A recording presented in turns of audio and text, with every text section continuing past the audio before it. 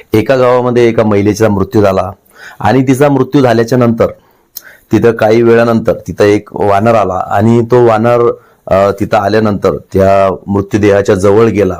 तिथं त्याने डोळे भरून त्या मृत्यूला पाहिलं, अगदी जवळ कवटाळलं, तिथं असलेल्या बांगड्या फोडल्या. तिथले पाहणारे लोक सांगतात एवढंच नाही तर तो मृत्यूदेह तिथं स्मशान भूमीमध्ये नेईपर्यंत तो वानर तिथं होता. एवढंच नाही तर त्याला म्हणजे अग्नी देईपर्यंत सुद्धा तो तिथं होता. आणि नंतर ज्या दिवशी सावडण्याचा कार्यक्रम होता त्या दिवशी सुद्धा ते वानर कार्यक्रम होईपर्यंत तिथं होतं. म्हणजे या सर्वांचं सांगायचं तात्पर्य हेच आहे की तिथले काही लोक म्हणतात की 20-25 वर्ष अगोदर त्या महिलेच्या पतीचा मृत्यू झाला होता.